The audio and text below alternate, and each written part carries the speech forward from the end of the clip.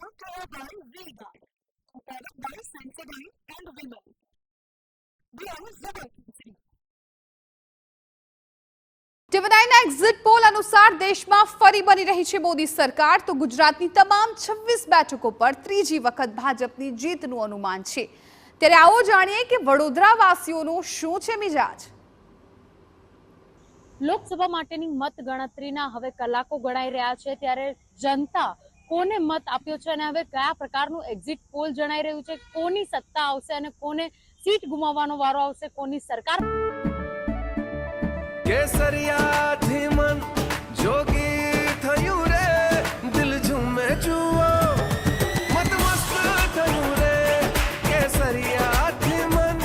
જોગી થયું રે હર પળ મનાવો કેસરી તહેવાર વિમલ બોલો જવાન કેસરી બનશે તેને લઈને વડોદરાના નગરજનો આપણી સાથે હાજર છે, વડોદરાના યુવાનો પણ હાજર છે, તેમની સાથે વાત કરીશું। 2024નું વર્ષ લોકસભા ચૂંટણી હતી, શું લાગે છે કે કોનું પલડું ભારે રહેશે, કોની સરકાર બની શકે છે? જોતા ધ્યાનમાં જ આવે છે કે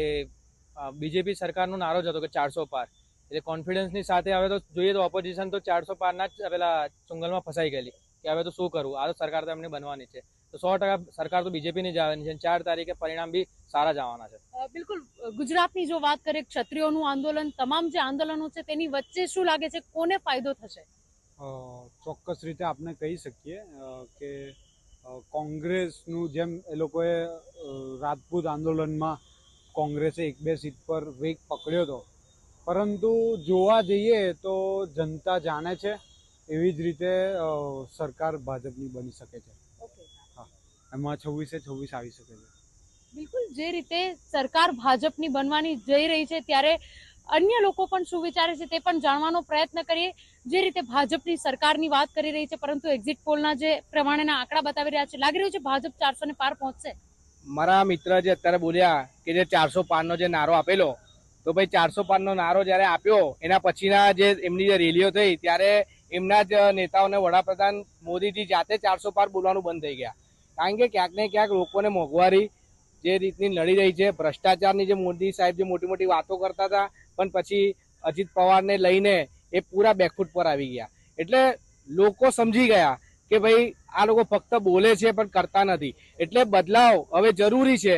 એના માટે ઇન્ડિયા ગઠબંધનની સરકાર આ વખતે બને એવું દેખાઈ રહ્યું છે। તમે ઇન્ડિયા ગઠબંધનની વાત કરી રહ્યા છો, તમારા મતે શું લાગી રહ્યું છે કે ભાજપ 400 ને પાર જશે કે પછી ઇન્ડિયા ગઠબંધનને આ વખતે મોકો મળશે? આ વખતે જે ઇન્ડિયા ગઠબંધન છે, સાથે સાથે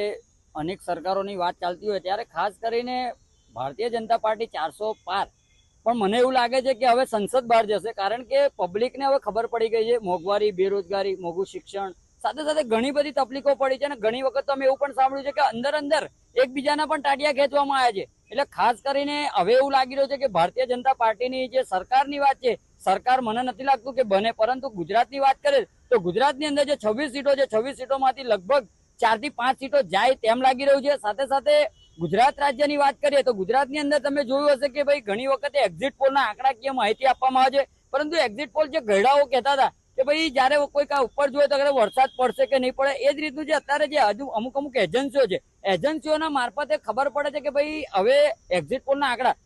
એક્ઝિટ પોલ સાચું પણ છે, એક્ઝિટ પોલ લાગી રહ્યું છે કે ખોટું પણ સાબિત થાય છે, પરંતુ આ કંઈક ને કંઈક લાગી રહ્યું છે કે આ વખતે ભારતીય જનતા પાર્ટીનું જે શાસન છે એ છીનવાઈ જશે તેવું લાગી રહ્યું છે। બિલકુલ, વડોદરાની જો વાત કરીએ તો પહેલા ઉમેદવાર તરીકે ભાજપ દ્વારા રંજનબેન ભટ્ટને રિપીટ કરાયા હતા, બાદમાં વિવાદ થતા ઉમેદવાર બદલ્યા છે। વડોદરાનું જે રીતે મતદાન થયું છે, 62% ઉપર મતદાન થયું છે, લાગી રહ્યું છે કે વડોદરાની અંદર પણ સીટમાં ફેરફાર આવશે, કોંગ્રેસ કે ઇન્ડિયા ગઠબંધનને કે અન્ય કોઈ ઉમેદવારને મોકો મળી શકે? વડોદરાની વાત કરીએ લોકસભાની, તો જે રીતના ઉમેદવારોની બદલા બદલી થઈ, પહેલા ભારતીય જનતા પાર્ટીના ઉમેદવાર Brought to you by Vega, powered by Sensodyne